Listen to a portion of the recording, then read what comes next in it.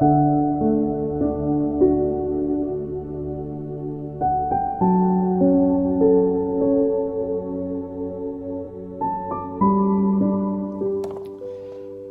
ਨੇ ਮੇਰੇ ਵੱਲੋਂ ਜੈਮ ਸਿੱਖੀ। ਮੈਂ ਪਰਮੇਸ਼ਵਰ ਦਾ ਧੰਨਵਾਦ ਕਰਦਾ ਹਾਂ ਕਿ ਪਰਮੇਸ਼ਵਰ ਨੇ ਇੱਕ ਵਾਰ ਫਿਰ ਤੋਂ ਤੁਹਾਡੇ ਸਾਰਿਆਂ ਨਾਲ ਆਪਣੇ ਵਚਨਾਂ ਵਿੱਚੋਂ ਤੁਹਾਡੇ ਨਾਲ ਸਾਂਝਾ ਕਰਨ ਦਾ ਮੌਕਾ ਦਿੱਤਾ ਹੈ। ਇਹ ਆਪਾਂ ਆਪਣੀਆਂ ਅੱਖਾਂ ਨੂੰ ਬੰਦ ਕਰਦੇ ਆਪਣੇ ਸਿਰਾਂ ਨੂੰ ਝੁਕਾਉਂਦੇ ਹਾਂ, ਉਸ ਪਰਮੇਸ਼ਵਰ ਦੇ ਕੇ ਚੱਲਦੇ ਹਾਂ।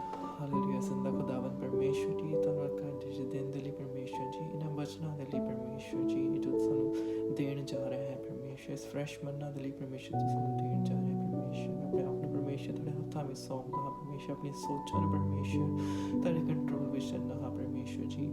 ਜੋ ਤੁਸੀਂ ਚਾਹੋ ਪਰਮੇਸ਼ਵਰ ਜੀ ਉਹੀ ਮੇਰੇ ਮੁੱਖ ਵਿੱਚੋਂ ਨਿਕਲੇ ਪਰਮੇਸ਼ਵਰ। ਜੋ ਤੂੰ ਚਾਹੁੰਦਾ ਹੈ ਪਰਮੇਸ਼ਵਰ ਕਿ ਤੁਹਾਡੇ ਬੱਚਿਆਂ ਦੇ ਲਈ ਪਰਮੇਸ਼ਵਰ ਪਰੋਸਿਆ ਜਾਵੇ ਪਰਮੇਸ਼ਵਰ, ਉਹੀ ਪਰਮੇਸ਼ਵਰ ਮੈਂ ਸਾਂਝਾ ਕਰਾਂ ਪਰਮੇਸ਼ਵਰ। ਮੈਂ ਆਪਣੇ ਆਪ ਤੋਂ ਨਹੀਂ ਪਰਮੇਸ਼ਵਰ, ਜੋ ਤੁਹਾਡਾ ਆਤਮਾ ਮੇਰੇ ਵਿੱਚ ਤੇ ਹੋ ਕੇ ਬੋਲਦੇ ਪਰਮੇਸ਼ਵਰ ਉਹੀ ਬੋਲਣਾ ਪਰਮੇਸ਼ਵਰ, ਤਾਂ ਕਿ ਤੁਹਾਡੇ ਨਾਮ ਨੂੰ ਮਹਿਮਾ, ਤੁਹਾਡੇ ਨਾਮ ਨੂੰ ਜਲਾਲ ਮਿਲੇ। ਜ਼ਿੰਦਾ ਖੁਦਾਵੰਦ ਪਰਮੇਸ਼ਵਰ ਪ੍ਰਾਰਥਨਾ ਕਰਦਾ ਜਿੰਨੇ ਵੀ ਕੰਨ ਪਰਮੇਸ਼ਵਰ ਇਹਨਾਂ ਬੱਚਿਆਂ ਨੂੰ ਸੁਣਨ ਪਰਮੇਸ਼ਵਰ, ਬਹੁਤ ਸਾਰੀ ਆਸ਼ੀਸ਼ ਨੂੰ ਪਾਉਣ ਪਰਮੇਸ਼ਵਰ, ਉਹਨਾਂ ਉੱਪਰ ਚੱਲਣ ਵਾਲੇ ਉਹਨਾਂ ਦੇ ਮਨ ਬਣਾਉਣਾ ਪਰਮੇਸ਼ਵਰ, ਇਹ ਬੱਚਨ ਉਹਨਾਂ ਦੇ ਹਿਰਦੇ ਵਿੱਚ ਸਮਾਉਣ ਪਰਮੇਸ਼ਵਰ, ਤੁਹਾਡੇ ਨਾਮ ਨੂੰ ਮਹਿਮਾ, ਤੁਹਾਡੇ ਨਾਮ ਨੂੰ ਜਲਾਲ ਮਿਲੇ ਪਰਮੇਸ਼ਵਰ ਜੀ। ਦੁਆ ਪ੍ਰਾਰਥਨਾ ਪ੍ਰਭੂ ਯਿਸੂ ਮਸੀਹ ਨਾਮ ਦੀ ਨੂੰ ਕੇ ਮੰਗਦੇ ਹਾਂ, ਆਮੀਨ ਆਮੀਨ ਆਮੀਨ।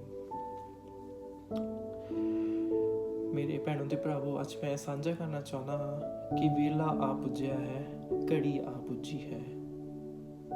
ਸਾਡੇ ਕੋਲ ਸਮਾਂ ਬਹੁਤ ਘੱਟ ਹੈ ਤੇ ਅਸੀਂ ਹੋਣ ਦਈਏ ਕਿ ਜਿਹੜਾ ਸਾਡੇ ਕੋਲ ਬਹੁਤ ਥੋੜਾ ਸਮਾਂ ਰਹਿ ਚੁੱਕਿਆ ਹੈ ਕਿ ਅਸੀਂ ਉਹਦੇ ਵਿੱਚ ਜੋ ਕੰਮ ਸਾਡੇ ਤੋਂ ਹਾਲੇ ਨਹੀਂ ਹੋਇਆ ਉਹਨੂੰ ਪੂਰਾ ਕਰੀਏ ਅਤੇ ਆਪਣੇ ਆਪ ਨੂੰ ਸਿਕਿਉਰ ਕਰ ਲਈਏ, ਤਾਂ ਕਿ ਸਾਡਾ ਨਾਮ ਜੀਵਨ ਦੀ ਪੋਥੀਆਂ ਦੇ ਵਿੱਚ ਲਿਖਿਆ ਜਾਵੇ। ਹਾਲੇਲੂਇਆ। ਆਪਾਂ ਦੇਖਦੇ ਹਾਂ ਜੌਨ ਚੈਪਟਰ 9 ਉਹਦੀ ਸਟਾਰਟਿੰਗ ਤੋਂ ਕੁਝ ਵਰਸਿਸ ਦੇਖਦੇ ਹਾਂ। ਜਾਂ ਚਲਿਆ ਜਾਂਦਾ ਸੀ ਤਾਂ ਉਸਨੇ ਇੱਕ ਮਨੁੱਖ ਵੇਖਿਆ ਜਿਹੜਾ ਜਮਾਂਦਰੂ ਅੰਨਾ ਸੀ, ਔਰ ਉਸਦੇ ਚੇਲਿਆਂ ਨੇ ਉਸਨੂੰ ਪੁੱਛਿਆ, ਸਵਾਮੀ ਜੀ ਕਿਹਨੇ ਪਾਪ ਕੀਤਾ, ਇਹਨੇ ਜਾਂ ਇਹਦੇ ਮਾਪਿਆਂ ਨੇ ਜੋ ਇਹ ਅੰਨਾ ਜੰਮਿਆ ਹੈ? ਯੀਸ਼ੂ ਨੇ ਉੱਤਰ ਦਿੱਤਾ, ਨਾ ਹੀ ਤਾਂ ਇਹਨੇ ਪਾਪ ਕੀਤਾ, ਨਾ ਹੀ ਇਹਦੇ ਮਾਪਿਆਂ ਨੇ, ਪਰ ਇਸ ਲਈ ਹੋਇਆ ਜੋ ਪਰਮੇਸ਼ਵਰ ਦੇ ਕੰਮ ਉਸ ਉੱਤੇ ਪ੍ਰਗਟ ਕੀਤੇ ਜਾਣ। ਸੋ ਮੇਰੇ ਭੈਣੋ ਤੇ ਭਰਾਵੋ, ਅੱਜ ਪਰਮੇਸ਼ਵਰ ਹੀ ਸਾਨੂੰ ਕਹਿੰਦਾ ਕਿ ਸਾਨੂੰ ਚਾਹੀਦਾ ਹੈ ਕਿ ਦਿਨ ਹੁੰਦੇ ਉਹਦੇ ਕੰਮ ਕਰੀਏ ਜਿਨ ਮੈਨੂੰ ਘੱਲਿਆ। ਰਾਤ ਚਲੀ ਆਉਂਦੀ ਹੈ ਜਦੋਂ ਕੋਈ ਕੰਮ ਨਹੀਂ ਕਰ ਸਕਦਾ। ਇਹ ਗੱਲ ਉਸ ਸਮੇਂ ਦੀ ਹੈ ਕਿ ਜਦੋਂ ਜਮਾਂਦਰੂ ਅੰਨੇ ਨੂੰ ਪਰਮੇਸ਼ਵਰ ਯਿਸੂ ਮਸੀਹ ਜੀ ਨੇ ਹੀਲ ਕੀਤਾ ਤੇ ਉਹ ਉਸਦੇ ਚੇਲੇ ਉਸਨੂੰ ਪੁੱਛਦੇ ਆ ਕਿ ਇਹਨੇ ਪਾਪ ਕੀਤਾ ਜਾਂ ਕਿ ਇਹਦੇ ਘਰਦਿਆਂ ਨੇ ਪਾਪ ਕੀਤਾ ਜੇ ਉਹ ਏਦਾਂ ਆ। ਤਾਂ ਉਸ ਵੇਲੇ ਯਿਸੂ ਮਸੀਹ ਜੀ ਉਹਨਾਂ ਨੂੰ ਉੱਤਰ ਦਿੰਦੇ ਆ ਕਿ ਇਹ ਗੱਲ ਜ਼ਰੂਰੀ ਨਹੀਂ ਹੁੰਦੀ ਕਿ ਪਾਪ ਤੋਂ ਇਹ ਹੋਵੇ। ਕਈ ਚੀਜ਼ਾਂ ਇਸੇ ਠਹਿਰਾਈਆਂ ਜਾਂਦੀਆਂ ਤਾਂ ਕਿ ਉਸ ਵਿੱਚ ਪਰਮੇਸ਼ਵਰ ਦੀ ਵਡਿਆਈ ਹੋਏ, ਪਰਮੇਸ਼ਵਰ ਦੇ ਕੰਮ ਪ੍ਰਗਟ ਕੀਤੇ ਜਾਣ।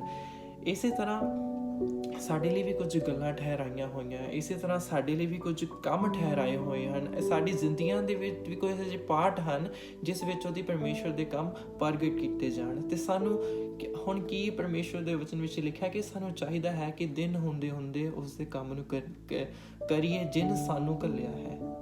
ਵੇਖੋ, ਰਾਤ ਚਲੀ ਆਉਂਦੀ ਹੈ ਤੇ ਉਹ ਬਹੁਤ ਹੀ ਜਲਦ ਆ ਰਹੀ ਹੈ। ਰਾਤ ਚਲੀ ਆਉਂਦੀ ਹੈ ਜਦੋਂ ਕੋਈ ਵੀ ਕੰਮ ਨਹੀਂ ਕਰ ਸਕਦਾ। then it would be too late to do such things. ਸੋ ਮੇਰੇ ਭੈਣੋ ਤੇ ਭਰਾਵੋ, ਘੜੀ ਆ ਪੁੱਜੀ ਹੈ, ਵੇਲਾ ਆ ਪੁੱਜਿਆ ਹੈ।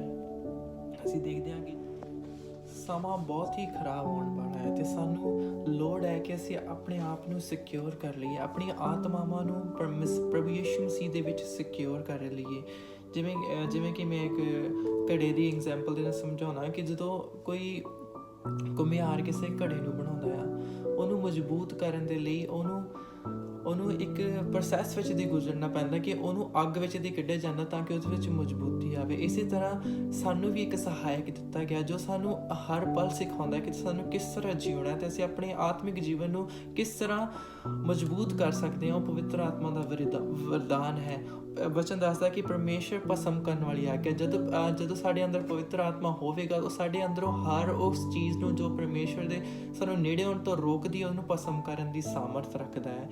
ਜਿਵੇਂ ਕਿ ਪਹਿਲਾ ਕਰੰਥੀਆ ਉਹਦੇ 3:16 ਦੇ ਵਿੱਚ ਲਿਖਿਆ ਕਿ ਤੁਸੀਂ ਇਹ ਨਹੀਂ ਜਾਣਦੇ ਜੋ ਤੁਸੀਂ ਪਰਮੇਸ਼ਵਰ ਦੀ ਹੈਕਲ ਹੋ ਤੇ ਪਰਮੇਸ਼ਵਰ ਦਾ ਆਤਮਾ ਤੁਹਾਡੇ ਵਿੱਚ ਵਸਦਾ ਹੈ। ਜੇ ਕੋਈ ਪਰਮੇਸ਼ਰ ਦੀ ਹੈਕਲ ਦਾ ਨਾਸ ਕਰੇ ਤਾਂ ਪਰਮੇਸ਼ਰ ਉਸ ਦਾ ਨਾਸ ਕਰੇਗਾ, ਕਿਉਂ ਜੋ ਪਰਮੇਸ਼ਰ ਦੀ ਹੈਕਲ ਪਵਿੱਤਰ ਹੈ ਤੇ ਇਹੋ ਤੁਸੀਂ ਹੋ। ਕੋਈ ਆਪਣੇ ਆਪ ਨੂੰ ਧੋਖਾ ਨਾ ਦੇਵੇ। ਜੇ ਕੋਈ ਤੁਹਾਡੇ ਵਿੱਚ ਆਪਣੇ ਆਪ ਨੂੰ ਇਸ ਜੱਗ ਵਿੱਚੋਂ ਕੋਈ ਗਿਆਨੀ ਸਮਝਦਾ ਹੈ ਤਾਂ ਉਹ ਮੂਰਖ ਬਣੇ ਪਈ ਗਿਆਨੀ ਹੋ ਜਾਵੇ। ਹਾਲੇਲੂਇਆ। ਕਿ ਅਸੀਂ ਪਰਮੇਸ਼ਰ ਦੀ ਹੈਕਲ ਹਾਂ, ਅਸੀਂ ਪਰਮੇਸ਼ਰ ਦਾ ਮੰਦਰ ਹਾਂ। ਹੁਣ ਪਰਮੇਸ਼ਰ ਮਨੁੱਖ ਦੇ ਬਣਾਈਆਂ ਹੋਈਆਂ ਇਮਾਰਤਾਂ ਦੇ ਵਿੱਚ ਨਹੀਂ ਰਹਿੰਦਾ। ਜਦੋਂ ਪ੍ਰਭੂ ਯਿਸੂ ਮਸੀਹ ਨੇ ਸਲੀਬ ਦੇ ਉੱਪਰ ਆਪਣੀ ਜਾਨ ਦਿੱਤੀ ਤਾਂ ਵਚਨ ਦੱਸਦਾ ਕਿ ਹੈਕਲ ਦਾ ਪਰਦਾ ਫਟ ਗਿਆ ਤੇ ਪਰਮੇਸ਼ਰ ਹੁਣ ਬਿਲਡਿੰਗਾਂ ਦੇ ਵਿੱਚ ਨਹੀਂ ਰਹਿੰਦਾ। ਪਰਮੇਸ਼ਰ ਦੀ ਹੈਕਲ ਅਸੀਂ ਹਾਂ। ਪਰਮੇਸ਼ਰ ਦਾ ਆਤਮਾ ਸਾਡੇ ਵਿੱਚ ਵਸਦਾ ਹੈ ਤੇ ਉਹ ਇੱਕ ਭਸਮ ਕਰਨ ਵਾਲੀ ਆਗਿਆ। ਤੇ ਜਦੋਂ ਅਸੀਂ ਆਪਣਾ ਆਪ ਪਰਮੇਸ਼ਰ ਨੂੰ ਸਮਰਪਿਤ ਕਰਦੇ ਹਾਂ ਤਾਂ ਸਾਨੂੰ ਪਾਕ ਰੂਹ ਦਾ ਵਰਦਾਨ ਦਿੱਤਾ ਜਾਂਦਾ ਹੈ ਤੇ ਉਹ ਸਾਨੂੰ ਮਜ਼ਬੂਤ ਬਣਾਉਂਦਾ ਹੈ। ਹਾਲੇਲੂਇਆ।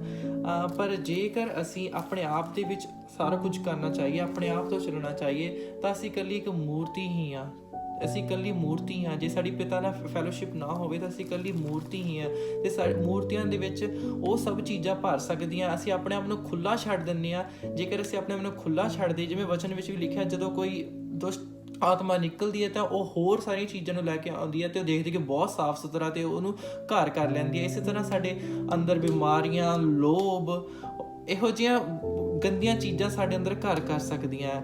ਤਾਂ ਜਿਵੇਂ ਮੀਕਾ ਦੀ ਪੁਸਤਕ ਦੇ ਵਿੱਚ ਲਿਖਦੇ, ਉਹਦੀ 1:7 ਦੇ ਵਿੱਚ ਕੀ ਲਿਖਦਾ ਕਿ ਉਸ ਦੀਆਂ ਸਾਰੀਆਂ ਮੂਰਤੀਆਂ ਚੂਰ-ਚੂਰ ਕੀਤੀਆਂ ਜਾਣਗੀਆਂ, ਉਸ ਦੀਆਂ ਸਾਰੀਆਂ ਖਰਚੀਆਂ ਅੱਗ ਵਿੱਚ ਸਾੜੀਆਂ ਜਾਣਗੀਆਂ, ਉਹਦੇ ਸਾਰੇ ਬੁੱਤ ਮੈਂ ਬਰਬਾਦ ਕਰਾਂਗਾ, ਕਿਉਂ ਜੋ ਉਸਨੇ ਉਹਨਾਂ ਨੂੰ ਬੇਸਵਾਦੀ ਖਰਚੀ ਤੋਂ ਜਮ੍ਹਾਂ ਕੀਤਾ ਤੇ ਉਹ ਬੇਸਵਾਦੀ ਖਰਚੀ ਨੂੰ ਮੁੜ ਜਾਣਗੇ। Hallelujah. We don't need to get the wages of prostitution. ਅਸੀਂ ਉਹ ਮੂਰਤਾਂ ਨਾ ਬਣੀਆਂ ਜੋ ਚਕਨਾਚੂਰ ਕੀਤੀਆਂ ਜਾਣ, ਉਹ ਮੂਰਤਾਂ ਜੋ ਅੱਗ ਵਿੱਚ ਸਾੜੀਆਂ ਜਾਣ, ਪਰ ਸਾਡਾ ਆਤਮਾ ਜੋ ਹੈ ਸਿਕਿਉਰ ਹੋਵੇ। ਜੋ ਸਾਡੀ ਹੈਕਲ ਹੈ, ਪਰਮੇਸ਼ਵਰ ਦੀ ਹੈਕਲ ਹੈ, ਸਾਡਾ ਜੋ ਸਰੀਰ ਹੈ ਪਰਮੇਸ਼ਵਰ ਦੀ ਹੈਕਲ ਹੈ ਤੇ ਅਸੀਂ ਇਹਨੂੰ ਸਿਕਿਉਰ ਕਰਨਾ ਸਿੱਖਿਆ। ਅਸੀਂ ਉਹਨਾਂ ਚੀਜ਼ਾਂ ਨੂੰ, ਆਪਣੇ ਪਾਪ ਨੂੰ ਆਪਣੀ ਜ਼ਿੰਦਗੀ ਦੇ ਅੰਦਰ ਨਾ ਲਿਆਈਏ। ਇਸ ਤੋਂ ਪਹਿਲਾਂ ਕਿ ਪਾਪ ਸਾਡੀ ਜ਼ਿੰਦਗੀ 'ਚ ਆਵੇ, ਅਸੀਂ ਪਰਮੇਸ਼ਵਰ ਨੂੰ ਅਪਣਾ ਲਈਏ, ਪਰਮੇਸ਼ਵਰ ਦੇ ਆਤਮਾ ਦੀ ਮੰਗ ਕਰੀਏ ਕਿ ਉਹ ਸਾਨੂੰ ਦਿੱਤਾ ਜਾਵੇ ਤਾਂ ਕਿ ਸਾਡਾ ਅੰਦਰ ਜੋ ਸਾਡਾ ਜੋ ਸਪਿਰਿਟ ਹੈ ਉਹ ਹੋਰ ਵੀ ਮਜ਼ਬੂਤ ਹੋਵੇ। ਇੱਕ ਘੜੇ ਦੇ ਨਿਆਈ ਆਪਾਂ ਦੇਖਦੇ ਹਾਂ ਯਹੂਨਾ ਉਹਦੀ 15 ਅਧਿਆਏ ਵਿੱਚ ਦੇਖਦੇ ਹਾਂ ਕਿ ਇਹਦੇ ਵਿੱਚ ਗੱਲ ਕੀਤੀ ਗਈ ਹੈ ਸੱਚੀ ਅੰਗੂਰ ਦੀ ਬੇਲ ਦੇ ਬਾਰੇ, ਕਿ ਜੋ ਮਸੀਹ ਹੈ ਉਹ ਬੇਲ ਹੈ ਤੇ ਅਸੀਂ ਉਹਦੀਆਂ ਟਾਹਣੀਆਂ ਹਾਂ ਤੇ ਸਾਡਾ ਜੋ ਪਿਤਾ ਹੈ ਉਹ ਬਾਗਬਾਨ ਹੈ। ਜਿੰਨਾ ਚਿਰ ਅਸੀਂ ਮਸੀਹ ਦੇ ਵਿੱਚ ਲੱਗੇ ਹੋਏ ਹਾਂ ਤਾਂ ਅਸੀਂ ਫਲਵੰਤ ਬਣੀਏ। ਆਪਾਂ ਪੜ੍ਹ ਲੈਂਦੇ ਹਾਂ, ਹਰੇਕ ਟਾਹਣੀ ਜਿਹੜੀ ਮੇਰੇ ਸਰੀਰ ਵਿੱਚ ਹੈ ਫਲ ਨਹੀਂ ਦਿੰਦੀ ਉਸ ਨੂੰ ਲਾਹ ਸੁੱਟਦਾ ਹੈ, ਹਰੇਕ ਜੋ ਫਲ ਦਿੰਦੀ ਹੈ ਉਸ ਨੂੰ ਛਾਂਗਦਾ ਹੈ ਤਾਂ ਜੋ ਹੋਰ ਵੀ ਫਲ ਦੇਵੇ। ਤੁਸੀਂ ਤਾਂ ਵਚਨ ਕਰ ਚੁੱਕੇ, ਜੋ ਮੈਂ ਤੁਹਾਨੂੰ ਕਿਹਾ ਹੈ ਸਾਫ਼ ਹੋ ਚੁੱਕੇ। ਤੁਸੀਂ ਮੇਰੇ ਵਿੱਚ ਰਹੋ ਤੇ ਮੈਂ ਤੁਹਾਡੇ ਵਿੱਚ। ਜਿਸ ਪ੍ਰਕਾਰ ਟਹਿਣੀ ਜੇ ਅੰਗੂਰ ਦੀ ਬੇਲ ਵਿੱਚ ਨਾ ਰਹੇ ਆਪਣੇ ਆਪ ਫਲ ਨਹੀਂ ਦੇ ਸਕਦੇ, ਇਸੇ ਪ੍ਰਕਾਰ ਤੁਸੀਂ ਵੀ ਜੇ ਮੇਰੇ ਵਿੱਚ ਨਾ ਰਹੋ ਫਲ ਨਹੀਂ ਦੇ ਸਕਦੇ। ਅੰਗੂਰ ਦੀ ਬੇਲ ਮੈਂ ਹਾਂ, ਤੁਸੀਂ ਟਹਿਣੀਆਂ ਹੋ। ਜੋ ਮੇਰੇ ਵਿੱਚ ਰਹਿੰਦਾ ਹੈ ਤੇ ਮੈਂ ਉਸ ਵਿੱਚ ਸੋਈ ਬਹੁਤਾ ਫਲ ਦਿੰਦਾ ਹਾਂ, ਕਿਉਂਕਿ ਜੋ ਮੈਥੋਂ ਵੱਖਰਾ ਹੋ ਕੇ ਤੁਸੀਂ ਨਹੀਂ ਕੁਝ ਕਰ ਸਕਦੇ। ਜੇ ਕੋਈ ਮੇਰੇ ਵਿੱਚ ਨਾ ਰਹੇ ਉਹ ਟਹਿਣੀ ਦੀ ਨਿਆਈ ਬਾਹਰ ਸੁੱਟਿਆ ਜਾਂਦਾ ਤੇ ਸੁੱਕ ਜਾਂਦਾ ਹੈ ਔਰ ਲੋਕ ਉਹਨੂੰ ਇਕੱਠਿਆਂ ਕਰਕੇ ਅੱਗ ਵਿੱਚ ਝੋਕਦੇ ਹਨ। ਮੇਰੇ ਪ੍ਰਿਯੋ, ਇਹ ਨਾ ਹੋਵੇ ਕਿ ਉਹ ਘੜੀ ਆ ਪੁੱਜੇ ਜਦ ਬਾਗਵਾਨ ਆਵੇ ਅਤੇ ਵੇਖੇ ਕਿ ਇਸ ਟਹਿਣੀ ਵਿੱਚ ਕੋਈ ਫਲ ਨਹੀਂ ਹੈ ਤੇ ਉਹਨੂੰ ਕੱਟ ਕੇ ਸੁੱਟ ਦੇਵੇ ਤੇ ਉਹ ਅੱਗ ਵਿੱਚ ਸਾੜੀ ਜਾਵੇ। ਅੱਜ ਸਾਡੇ ਕੋਲ ਸਮਾਂ ਹੈ ਸੇਮ ਐਸ ਕਿ ਜੇ ਅਸੀਂ ਪਰਮੇਸ਼ਵਰ ਵਿੱਚ ਬਣੇ ਰਹਿੰਦੇ ਤਾਂ ਪਰਮੇਸ਼ਵਰ ਸਾਡੇ ਵਿੱਚ ਬਣਿਆ ਰਹਿੰਦਾ। ਜੇ ਅਸੀਂ ਪਰਮੇਸ਼ਵਰ ਵਿੱਚ ਨਹੀਂ ਰਹਿੰਦੇ ਤਾਂ ਸਾਨੂੰ ਬਾਹਰ ਕੱਢਿਆ ਜਾਂਦਾ। ਉਸੇ ਤਰ੍ਹਾਂ ਉਸ ਮੂਰਤਾਂ ਦੇ ਸਮਾਨ ਜੇ ਸਾਡੇ ਅੰਦਰ ਪਵਿੱਤਰ ਆਤਮਾ ਦਾ ਵਾਸਾ ਨਹੀਂ ਹੈ ਤਾਂ ਉਹ ਮੂਰਤਾਂ ਜੋ ਹੈ ਚਕਨਾਚੂਰ ਕੀਤੀਆਂ ਜਾਣਗੀਆਂ, ਉਹ ਚੂਰ ਕੀਤੀਆਂ ਜਾਣਗੀਆਂ ਤੇ ਸਾਰੀਆਂ ਖਰਚੀਆਂ ਅੱਗ ਵਿੱਚ ਸਾੜੀਆਂ ਜਾਣਗੀਆਂ। ਜਿਵੇਂ ਕਿ ਇਸ ਤੋਂ ਪਹਿਲੇ ਚੈਪਟਰ ਵਿੱਚ ਵੀ ਲਿਖਿਆ, ਮੈਂ ਤੁਹਾਨੂੰ ਸੱਚ ਆਖਦਾ ਹਾਂ ਕਿ ਜੋ ਕਣਕ ਦਾ ਦਾਣਾ ਜੇ ਜ਼ਮੀਨ ਵਿੱਚ ਪੈ ਕੇ ਨਾ ਮਰੇ ਉਹ ਇਕੱਲਾ ਹੀ ਰਹਿੰਦਾ ਹੈ, ਪਰ ਜੇ ਮਰੇ ਤਾਂ ਬਹੁਤ ਸਾਰਾ ਫਲ ਦਿੰਦਾ ਹੈ। ਆਪਣੇ ਆਪ ਬਚਾਈ ਕਿ ਅਸੀਂ ਵੱਖ ਰਹੀਏ, ਅਸੀਂ ਇਕੱਲੇ ਪਏ ਰਹੀਏ, ਅਸੀਂ ਨਾ ਮਰੀਏ ਮਸੀਹ ਦੇ ਵਿੱਚ ਤਾਂ ਅਸੀਂ ਫਲ ਨਹੀਂ ਲੈ ਕੇ ਆ ਸਕਦੇ। ਵੇਲਾ ਆ ਪੁੱਜਿਆ ਹੈ ਜੋ ਮਨੁੱਖ ਦੇ ਪੁੱਤਰ ਦੀ ਵਡਿਆਈ ਕੀਤੀ ਜਾਏ। ਹਾਲੇਲੂਇਆ। ਉਹ ਸਮਾਂ ਆਉਂਦਾ ਹੈ, ਉਹ ਸਮਾਂ ਬਹੁਤ ਹੀ ਜਲਦ ਆ ਰਿਹਾ ਹੈ ਕਿ ਜਦ ਪਰਮੇਸ਼ਵਰ ਦੇ ਪੁੱਤਰ ਦੀ ਵਡਿਆਈ ਕੀਤੀ ਜਾਵੇਗੀ ਤੇ ਅਸੀਂ ਉਸ ਦੇ ਵਸੀਲੇ ਵਡਿਆਏ ਜਾਵਾਂਗੇ।